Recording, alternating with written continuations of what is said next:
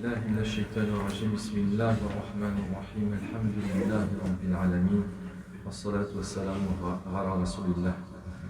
Bienvenue dans votre mosquée pour la khutbah de notre cher imam en ce jour de vendredi, en ce jour de fête. Chères sœurs, chers frères, voici une proposition de résumé et de traduction du prêche. Pour rappel, traduire c'est trahir, donc pardonnez-moi par avance pour les imperfections et les oublis. Et n'oublions pas de faire tous les efforts pour apprendre la langue du Coran, la langue arabe. Préparons nos cœurs à recevoir les paroles éclairantes de notre cher imam sur le sujet la surveillance constante d'Allah sur nos actions et nos paroles. La surveillance constante d'Allah sur nos actions et nos paroles. Écoutons attentivement, méditons et cherchons à appliquer ces enseignements dans nos vies quotidiennes. Il ne fait aucun doute, mes chers frères et mes chères sœurs, que si l'un d'entre vous ou l'un d'entre nous sait qu'il est observé, il va redoubler de rigueur dans sa discipline, intensifier son introspection, prêter une attention particulière à ses paroles, à ses gestes, ainsi qu'à ses moments de solitude et de tranquillité. Cela est vrai si un humain nous observe. Et l'observation humaine est limitée. Alors mes chers frères, mes chères sœurs, que dire si tu savais que l'unique, le juge, te surveille, que Allah le majestueux, qui connaît les secrets de chacun d'entre nous, et plus encore, t'observe, te regarde, connaît ton secret le plus intime. Allah sait tout. Ce que tu proclames, ce que tu caches, ce que tu exprimes, ce que tu dissimules et ce que tu montres. Allah le Très-Haut dit, c'est lui qui a créé les cieux et la terre en 6 jours, puis il s'est établi sur le trône, il sait ce qui pénètre dans la terre et ce qui en sort, ce qui descend du ciel et ce qui y monte, et il est avec vous où que vous soyez, et Allah voit parfaitement ce que vous faites. Et ceci est une présence générale. Allah le Très-Haut est avec chaque créature, que ce soit un croyant ou un non-croyant. Tous ces versets se rejoignent pour définir une attitude que le fidèle est appelé à adopter, celle de la vigilance, impliquant qu'il doit ressentir et avoir la certitude que Allah le surveille constamment.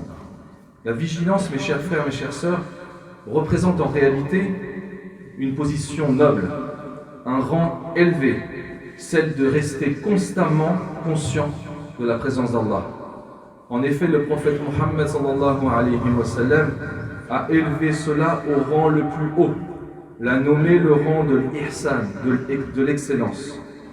Que tu adores Allah comme si tu le voyais, car si tu ne le vois pas, sache que lui te voit, subhanallah. Que tu adores Allah comme si tu le voyais, car si tu ne le vois pas, sache que lui te voit. La vigilance consiste à rester conscient de la présence d'Allah, se poser les questions suivantes.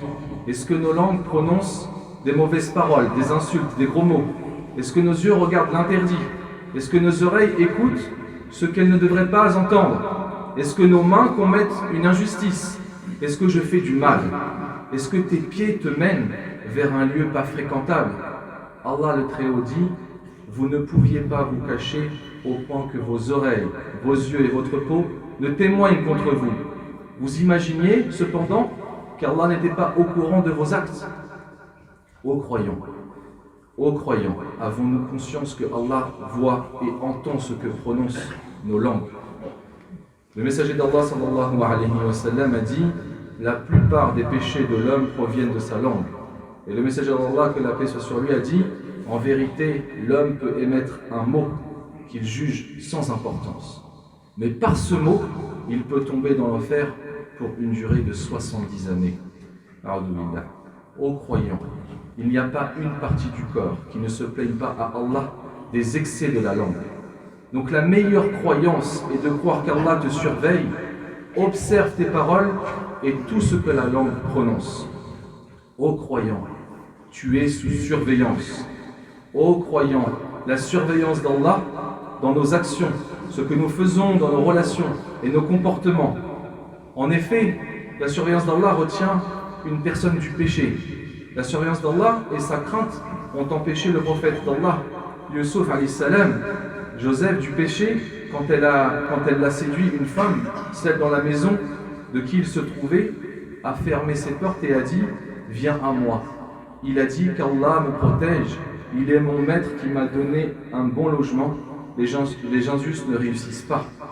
Et la surveillance d'Allah a empêché aussi une jeune fille que Omar a entendue et sa mère lui a ordonné de diluer le lait qu'elle voulait vendre aux gens. Elle a dit à sa mère, ô mère, ne crains-tu pas Omar? Sa mère lui a répondu, Omar ne nous voit pas. La fille a dit, si Omar ne nous voit pas, le Seigneur d'Omar nous voit. Omar fut impressionné par la piété de la jeune fille, il chercha à en savoir plus sur elle et finit par l'unir à l'un de ses fils. Par Allah, si nous gardions constamment Allah à l'esprit, comme il se doit, notre situation s'améliorerait et nos affaires s'arrangeraient. Mes chers frères, mes chères sœurs, rappelons-nous que les yeux d'Allah nous contemplent à chaque instant, guidant nos pas vers la lumière de sa sagesse. Que cette conscience nous inspire à agir avec bonté et justice, en cherchant sa satisfaction avant tout. Puissions-nous vivre sous son regard bienveillant, en harmonie avec sa création.